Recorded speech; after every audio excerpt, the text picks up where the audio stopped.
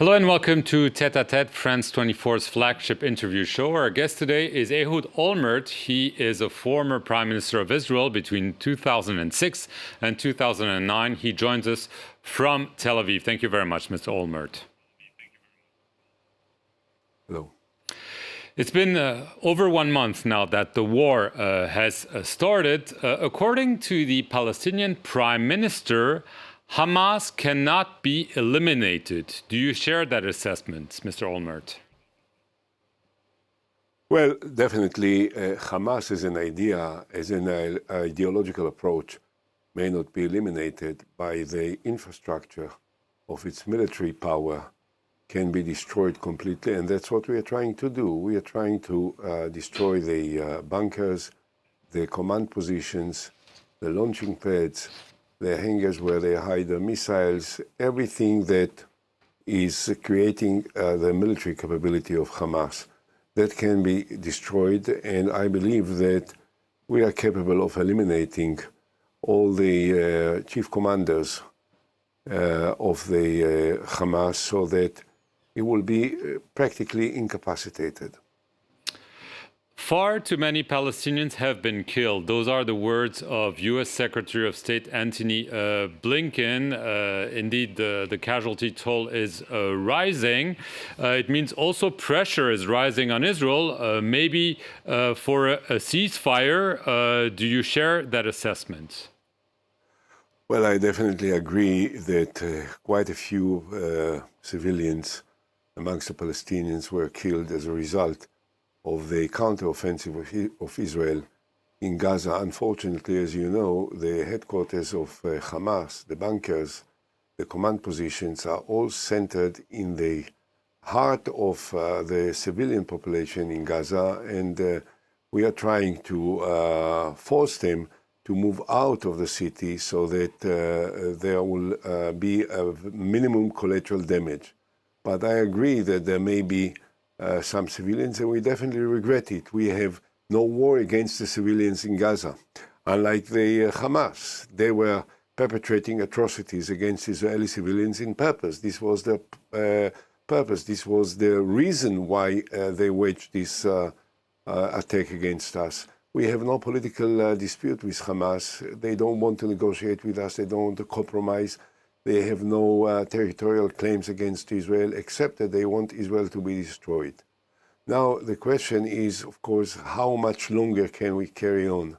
I think that the time is definitely limited. I understand the concern of Secretary Blinken, and I understand the concerns of many of Israel's friends, including our friends in France and foremost President Macron.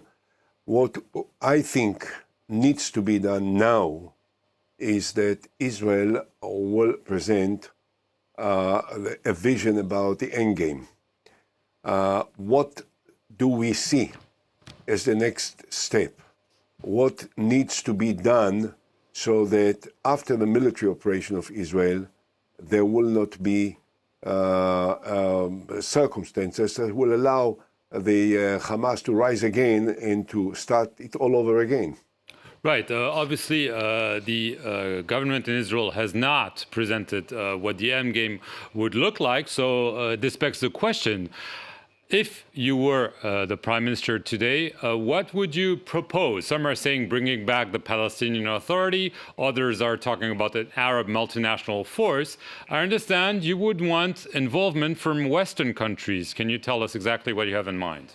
Yeah, precisely. Number one, it's true that the Israeli government doesn't propose any vision, and this is one of the reasons, not the only one, but one of the reasons I think that this is a bad government which needs to be changed momentarily, any minute. They have failed Israel, they have failed in providing the minimal security to the people of Israel, and they need to be replaced right away. What I would have done is, number one, I would talk to the Israeli friends and explain to them that there is not a chance, as I believe that they already know, that a Palestinian or any Arab country, moderate Arab country, would send its soldiers to replace the Israeli military once the military campaign is over. There is not a chance. All of the moderate Arab countries, the Saudis, the Emirates, Bahrain, Jordan, Egypt, and of course the Palestinians themselves want Israel to succeed in its military operation and to crash and eradicate Hamas. But there is not a chance that any of them will be prepared to be seen cooperating with the military operation of Israel. So there must be an interim period between the Israeli pulling back into the international border and the entry of Palestinian and perhaps Arab forces. This is where I think it is inevitable that an international force made of mostly of NATO countries will take over Gaza, not to fight there. Israel is fighting, but to take over in order to create the necessary civil administration, which will disappear as a result of the total collapse of Hamas, and subsequently also of trying to join forces with the international community to rehabilitate and rebuild parts of Gaza which will be destroyed.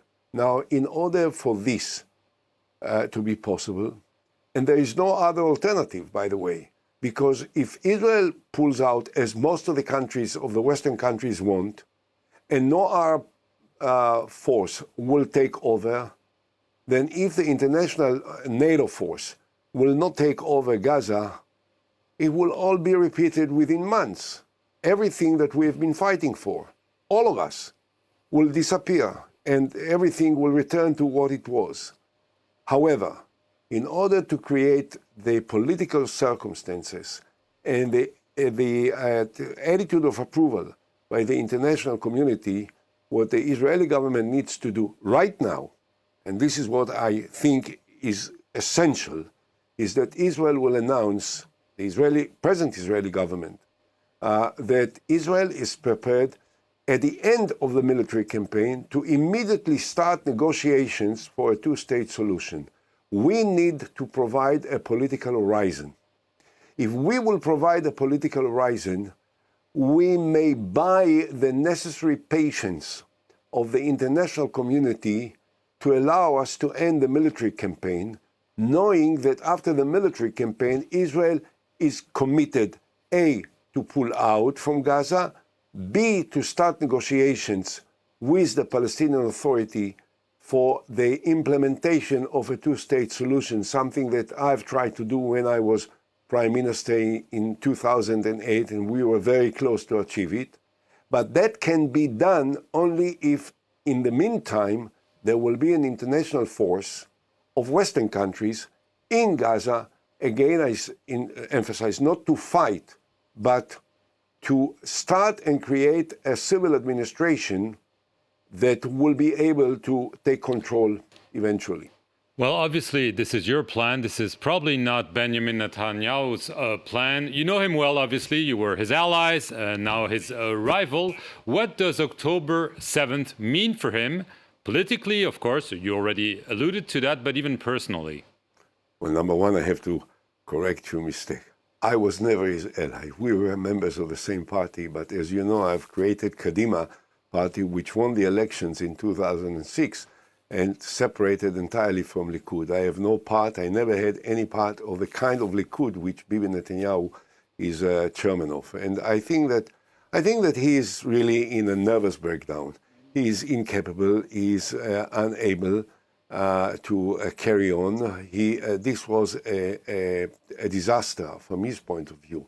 A person who has portrayed himself and presented himself for many years as Mr. Security failed in the most fundamental obligation for his citizens, which is to provide them with security. In fact, the pattern of his attitude towards the Palestinian was to downgrade the Palestinian Authority led by Mahmoud Abbas, which was the only potential partner for peace negotiations, and upgrade the Hamas, which was from the beginning not a potential partner for peace negotiations, because what Netanyahu didn't want was to negotiate with someone in the framework which will eventually lead to territorial concessions in the West Bank, as I thought was essential and I have proposed.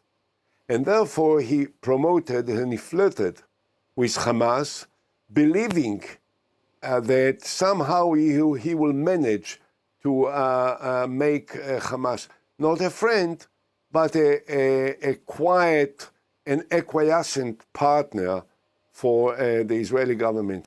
But as it turned out, Hamas didn't want to play the game of Netanyahu, and he was left with nothing. And at this stage now, Israel has 240 of its citizens, babies, children,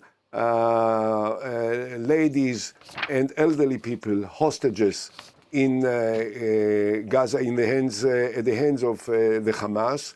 And Israel is fighting after 1,400 of its citizens were massacred and slaughtered and beheaded by Hamas, the partners that he thought he can somehow fool as he fooled his own citizens. Ehud Olmert, that's all we have time for. I want to thank you very much for taking some of your time to appear here on the France 24 interview show. Thank you very much for watching it.